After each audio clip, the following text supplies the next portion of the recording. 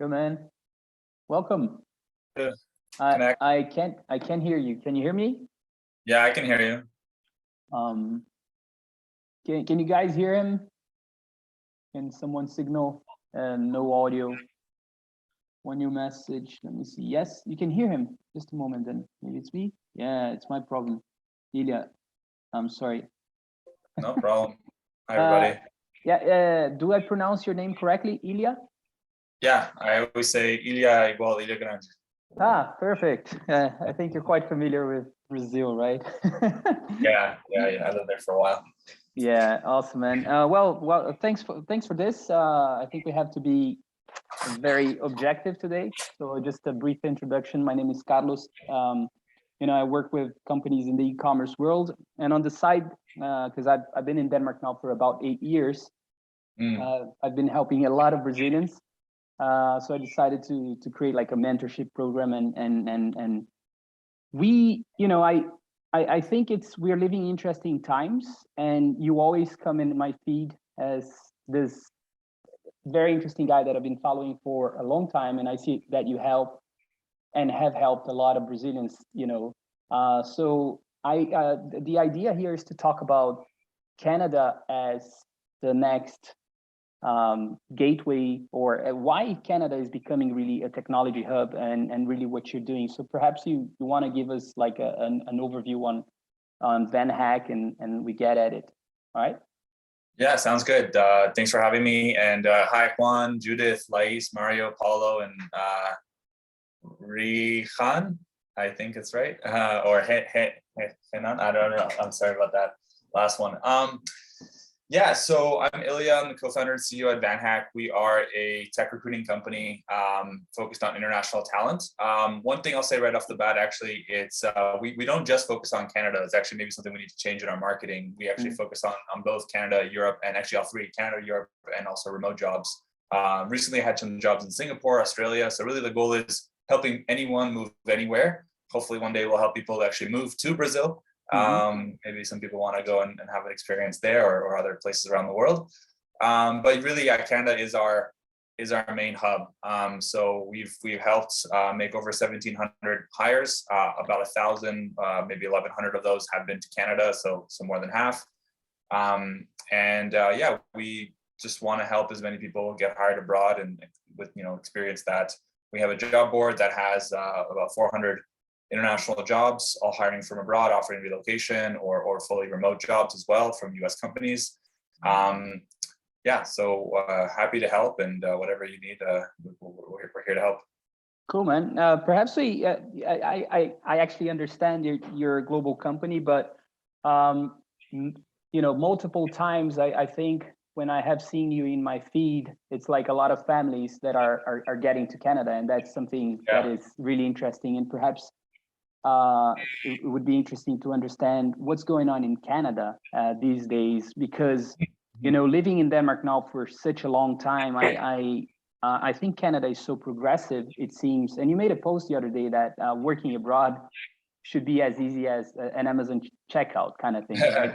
I love that. So I've been in Denmark now for a long time, and they are not as an open country, even though they need international talent. It is a very important topic here, high up in the agenda. But what's going on in Canada? I think it's interesting. I think one day the global visa immigration will be as easy as checking it out on Amazon. That's really something we're trying to work on and build software towards.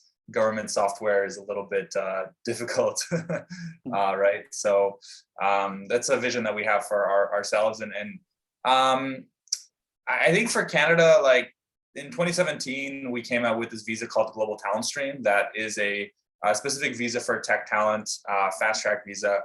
It's definitely not perfect. There's some issues with it as well. It takes a little bit longer than we expected. It's recently gotten a little bit slower. But it works. Like if you're a developer and you want to move to Canada, you can get a job offer from a company and move to Canada with a 3-year work permit. And then after 1 year, get your permanent residency. And then after 3 years, you get your citizenship. So it's pretty straightforward and easy to become a Canadian citizen.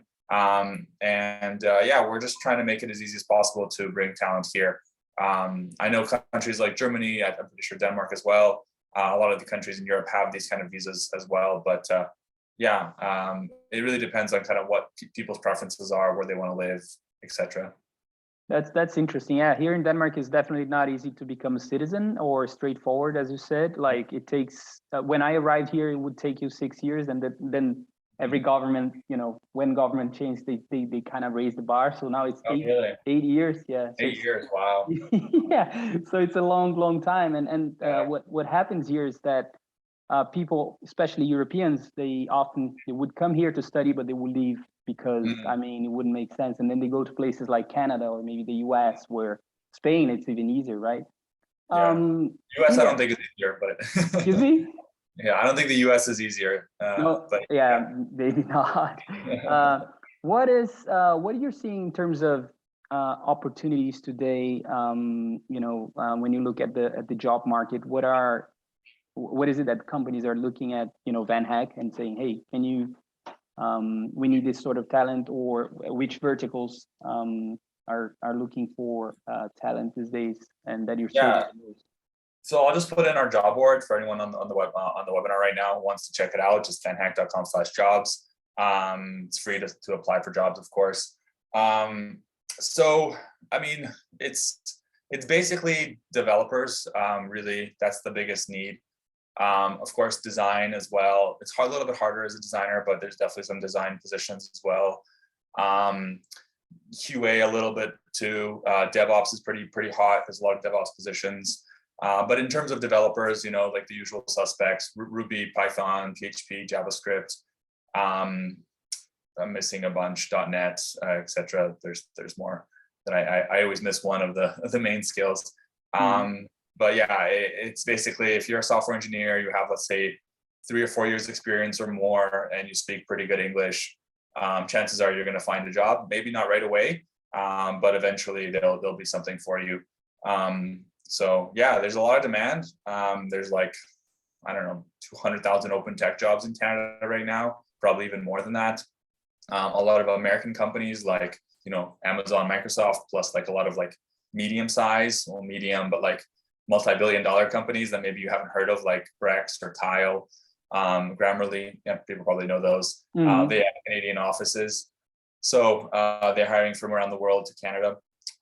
So yeah, there's a lot of demand, and it's all about preparing yourself, having a good resume, and then how to do a good interview, and getting hired. Like, it's totally possible, right? Like we've like just VanHack alone, we've helped. Actually, this number is outdated. It's 1,700 now, but there's thousands of people who get hired and relocate to Canada every year. So just have to prepare yourself, and there's opportunity. Yeah. But when you say lives change, that means people who actually relocated, right? Because there's a bunch more of probably jobs that you have helped people find throughout these years since your company. No, our total number of hires is 1,716 or 17, something like that. So yeah, lives changed. This is the number of hires. Relocation or remote. Most of our jobs are relocation. Like, people can like get hired and then move. But like a lot of times people actually, like, we've had actually more and more US companies hire from VanHack, and they pay really well, right? So you're going to make, like, let's say $120,000 US per year, and you're going to be living in Brazil, right? So like, that's you're basically like a millionaire. Yeah, it's true. And I mean, that's one of the conversations I had with a company the other day. I mean, with the what do you call, the exchange that has devaluated so much. I mean, it's really hard to compete, right? Yeah, I feel really bad for Brazilian tech companies. I don't know what they're doing. Like, if you're a Brazilian tech company, like, how are you going to compete with offering someone relocation or US company hiring? Like, I guess you just hire people who don't speak English. Precisely. Yeah. And that's my next question. Do you see of course, I know it's a barrier, but do you see, because I saw that, I think your company was offering training as well in terms of English, right? Or there was some sort of advertisement there saying, hey, we can also help you with the English, let's say, barrier, Yeah, we actually started off as an English course, English school to teach developers soft skills in English, mostly for job interviews. Like on Zoom, we have a class with native English speakers talking about like how to answer common technical and behavioral interview questions. And we find those really help, especially like people who are good developers and but maybe don't have the confidence to speak, doing an English interview. And it's really cheap. It's only $60 a month or $65 a month. For like 30 hours of English class. So yeah, it's really cheap. And we also have a free English course. Let me just put in the one I talked about is VanHack Premium. So vanhack.com/premium, Premium Academy. And so yeah, that's the link. And then also the free one is English for Tech Talent. So let me just find the English for Tech Talent link and put that here. So we have a free English course as well. So anyone who maybe, I guess if you're on this webinar, you probably speak English, but if you maybe have a friend who's a developer who doesn't speak English so well and they want to take a free class, it's like pre-recorded videos, but specifically for developers English, like the way that it's set up is from like the whole developer life cycle, right? So you kind of learn from like doing the job interview to getting hired to when you're hired, like how to do a scrum meeting and like stand-up meetings, etc. And just like helping people in daily life, daily work life. So yeah, we believe there's a lot of really great tech talent out there who is good at coding, but their English skills aren't so good. So it's easier to teach people English than it is to teach them JavaScript. So we're trying to teach people English at least to get to the basic, not intermediate level, because honestly, you don't really need to have such fluent English to be a developer. You just need to understand and be able to communicate well, and most of the time it's written communication and also. So I wouldn't be too nervous. One of our values is your English is always getting better. So people, I think, have this mindset that their English is bad and it's always very negative, and we try to show people that like it's not that bad and it's getting better every day. So just keep improving, and eventually you're going to get hired. And once you get hired in an English speaking country or English speaking job, your English is going to get better so much faster, and you're going to get paid in dollars to improve your English. So it's a pretty good deal. Yeah, I agree. It's not like speaking Danish. I tell you, it's difficult. I don't know about that. Yeah. Well, I haven't learned so far. I got two daughters. Like I've always spoken Portuguese, so yeah, I have that luxury. What I wanted to ask you is a bit about the VanHack and how did you come up about finding the company, creating the company, initiating everything, and your background. I think it's interesting as well. Yeah, so actually my VanHack journey started in Brazil. I spent 4 years living in Brazil. I finished university in 2010, so not that young anymore. But I finished university and I got 3 job offers, one in Brazil, one in India, and one in China. And the one in Brazil had the best salary, plus I hadn't been to Brazil before and I really liked it. I mean, who wouldn't like a week in Rio de Janeiro? So I moved to Brazil and worked for a big mining company there. Probably people know Vale. It's the biggest in the country. And it was fun, but I also didn't really like the work, but I liked more Brazil. So I actually, when I moved back to Canada, ended up quitting that job and moving to Rio and worked for a startup program there. So long story short, I ended up starting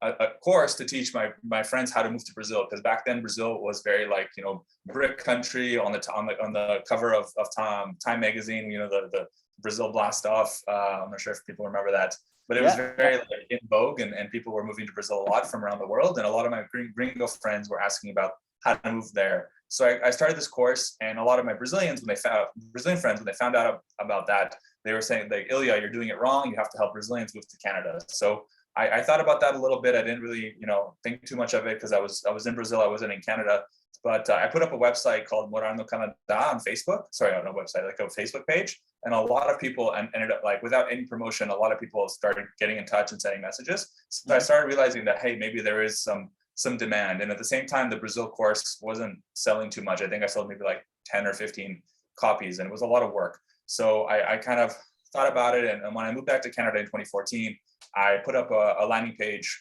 just like it's called Van para Devs, so like Vancouver for developers, right? and it was all in Portuguese, and it was the main idea was to teach developers, teach people how to become developers, how to learn how to code and in Canada, and then eventually move.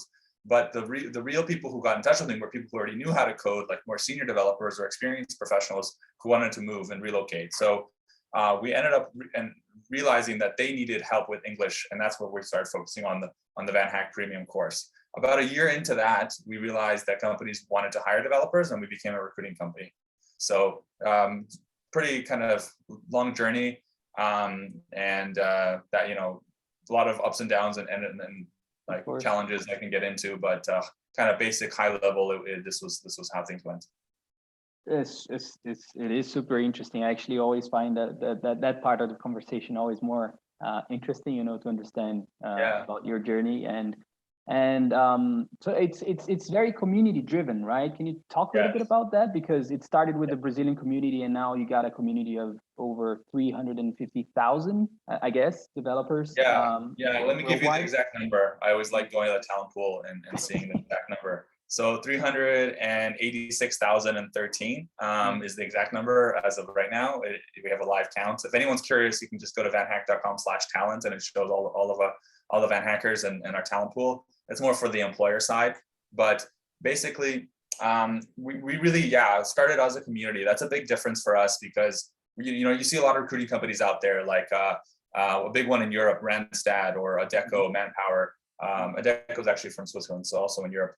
Basically, there's like you don't really hear people saying like I'm a Adeccoer or I'm a Radstander, or like this is my community. Like with VanHack, I feel like because we're all trying to do something very difficult and very meaningful, like changing our life and relocating, we have this kind of group sense that we're all in it together. And because we started with the school mentality, you know, like everyone is from the same class, or everyone's kind of helping each other towards the same goal. So our first value was we hack together, and then something we talk a lot about, how, you know, right after this in 15 minutes, I'm doing a success case with a developer from Colombia, Stella. She relocated to Canada and is working now at Shopify. So she's now like sharing her experience, and it's really about you know, showing people that even though it's hard, it seems very hard sometimes, it's possible, and there's people like you who have done it. And I think a little bit as well is that underdog mentality. You know, immigrants, foreigners, you know, you know, I'm an immigrant too. Although I moved when I was 5, so a little bit different story. But it was hard. Like, you know, you have that difficult period. Like, you know, as a kid, I have a different name. I was bullied, etc. And, you know, as an adult, you have different challenges. You have to find a job, take care of your family, etc. So everyone has this kind of, I guess, shared struggle that we have. And so I feel like that really helps us have a community feel like we're all in this together. And if one of us succeeds, we all succeed, because eventually, you know, I'll succeed too. And that's really a big part of VanHack. And I feel like it's a really kind of big difference when someone joins VanHack. It's like they really have that connection with our team. We have a Slack community. It's free to join. Just go to vanhack.com/join/Slack, or just sign up to VanHack, and there'll be like an icon on the top menu. And you know, I'm in there every day chatting with our team, with our candidates. Actually just posted something because a VanHacker you know, from Cuba is relocating to Toronto, and he's like posting about it there, and we're chatting. So it's very much like we're accessible, you know. It's not just like like a cold foreign it's awesome, man. You know, I'll just ask one more question, and maybe I would love if people could ask you a few questions as well. And my question is just more about, I have seen that someone in your network, now I'm just seeing you more than I used to, talked about Latin America, you know, so much talent going to Canada and the US. Is there a specific reason? Do you think it's more like a cultural proximity, if you like, you know, like people are more culturally? I think it's time zone, honestly. Like, I think time zone is the biggest thing. Like, I think culture too, like a little bit, but I mean, if India or another like big tech market like Nigeria is another really large one, happened to be in the same time zone as EST or PST, you know, within North America, there'd be a lot more people from that part of the world hired too. So I think it's really time zone is the big difference. Of course, like I do think that Brazilian tech talent has a very positive reputation and is very well regarded. Like a lot of people say Brazil has some of the best developers, not just because they're good technically, but also very good like communication and positive and like want to get things done and very hardworking as well. People, it's funny, you know, before I went to Brazil, I thought Brazil was just beach and samba and supermodels. And all those things are great. There's also a lot of really hardworking people there too. You don't think that, you know, as a foreigner thinking about Brazil at the beginning. But yeah, Brazil has a very, very good reputation, and I think a lot of it has to do with you know, time zone as well, because it's just easy to hire someone remotely from Brazil to work in North America to start, and then afterwards relocate them to North America if that's something they choose to do.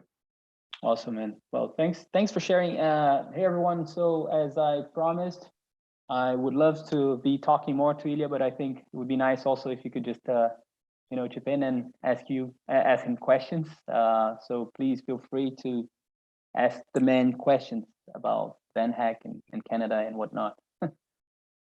Yeah, happy to chat.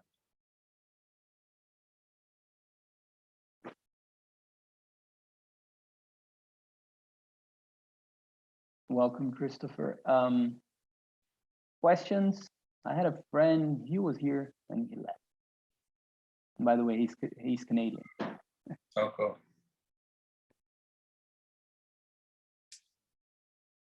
Any questions?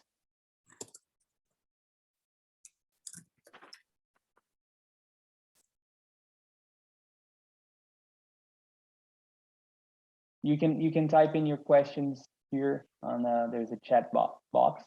Does VanHack contract people from Brazil even if they'll move to Canada? Yes, ladies, yes. We have a lot of remote jobs as well. So let me just send you the link for the remote jobs. Let's see here. We have 83 remote jobs. So yeah, apply there. Cool. Yeah.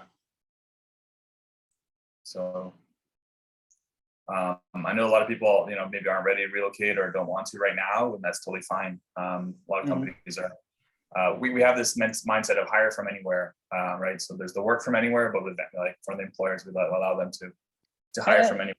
Yeah, and since nobody is asking, I mean, Lais, thanks for your question.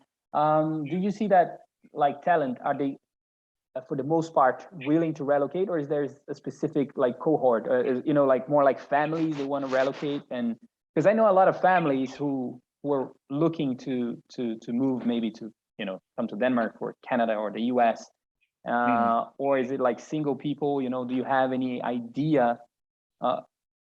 Mostly families, actually. Yeah. So our average kind of prototypical VanHacker is mid 30s, let's say 34, 35 years old, married, and has young kids. That's like the stereotypical VanHacker.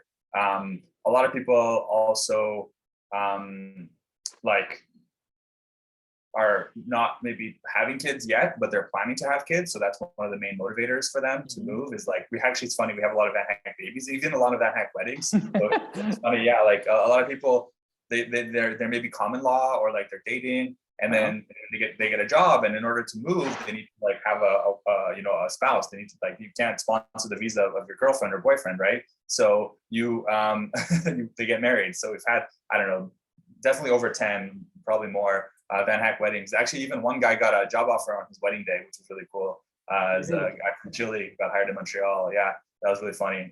He sent a picture, like getting ready to get married and having a call with our recruiter, and her telling him he got a job. That was cool. So yeah, a big part of what we do is like, you know, a family experience, right? So there are young people too. Like, you know, it doesn't mean that young people can't get hired, but like a lot of the main people that come get hired at VanHack are like mid-career.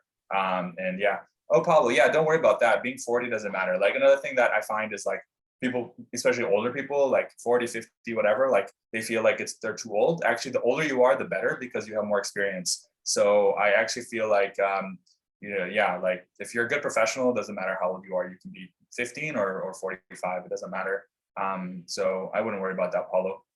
And Mario, I'm already registered in VanHack. Just enjoyed the talk. Cool. What are you working remote? Awesome, man.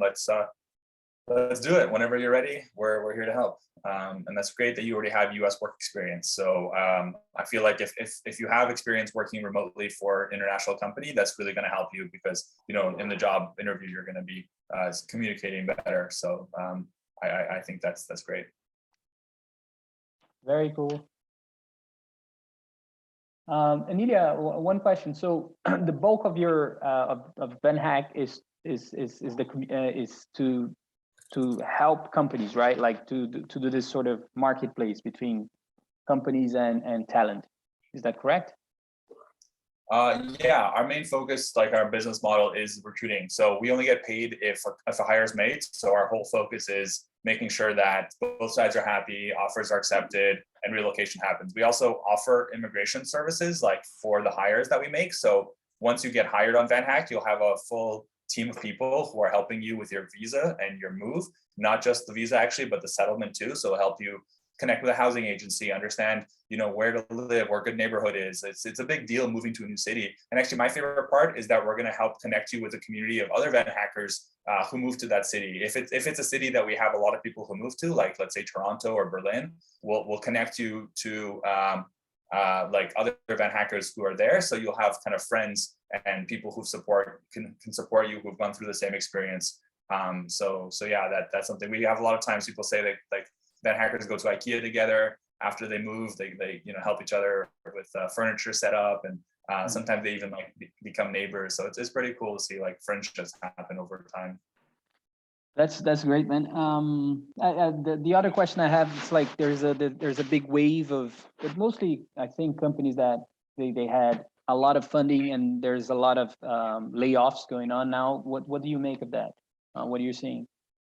I mean, I think it's hard to tell. Like we haven't seen a big impact in our business yet. Maybe it will, maybe it won't. A lot of people who are being laid off, I'm finding, are in kind of more larger companies. So companies who are like on the stock exchange, who've had experience like negative experience with their stock price, so they're trying to like cut costs. So I wouldn't worry about that too much yet. We haven't seen any issues at all, but it's hard to know. Yeah. Like I don't want to predict one way or the other. I'm hoping, you know, for the best, but at the same time, like tech talent is in high demand, right? Like there's just such an imbalance. Actually, if anything, it's actually kind of nice because before the market was so hot that like it was almost too much. And now it's kind of become more balanced a little bit. But yeah, people are still getting hired. Companies are still growing. A lot of companies got funding and they need to spend it to grow. So yeah, one of our customers raised $45 million last week or this week. Like it's still very active. So I think like good professionals will always be in demand. That's brilliant. Ilya, I like to, yeah, there's one more question. In your experience, do you think the weather could be a problem for Brazilian in Canada? I mean, that depends on you. Like, I don't know. It depends also where in Canada. Like if you go to like the north or a small town in the middle of the country, like maybe you'll be a problem. But like if Vancouver is a pretty nice city, it rains a lot, but it's not so cold. Toronto's really nice and sunny, but it is cold. It really depends on you. Like I find that worst case scenario, you can always go back to Brazil. And one of the cool things I'm seeing now is a lot of VanHackers like are working from anywhere. So you can relocate to Canada, you're working for a Canadian company, and then let's say you want to go to Brazil for the summer, like Brazilian summer, Canadian winter. So you go for December and January, spend Christmas and New Year's with your family, and spend, you know, time in Brazil in the 45-degree heat, if that's something you want, right? And that's something that I think is really cool for, you know, people who work from anywhere. Like developers. So yeah. There's this final question. Yeah, and that's Christopher. Cool. No, it's fine. Well, actually, I have to go. Yeah. Any programming languages that you prefer? PHP. Yeah, there's tons of PHP jobs. So Christopher, just go to our job board. Let me show you. I'll send you the exact link, but you can just search PHP jobs in VanHack job board, and there's a bunch there. So yeah. We have a lot of PHP positions and a lot of companies hiring. So yeah, I wouldn't Yeah, you're good. You're good. 10 years experience, Christopher, you'll be fine. So yeah, cool. Oh, sounds good. Sounds great. Well, Ilya, that was Ilya Brotzky. Ilya, thanks very much, man. Highly appreciate it. No, absolutely. Yeah, very cool, very cool. Would be nice to speak português. Claro. Você fala, né? Fala, sim. Muito bom, muito bom. Thanks, man. We're in touch now, and all the best, yeah? Yeah. Last thing, if anyone wants to add me on LinkedIn, like Carlos mentioned, I'm pretty active there. So this is my LinkedIn. Add me there, and I'm happy to connect and chat. If anyone has any specific questions, please reach out. Yeah, have a great weekend, everybody. Bye. Thank you. Bye. Thanks, guys. Thanks, everyone. Bye.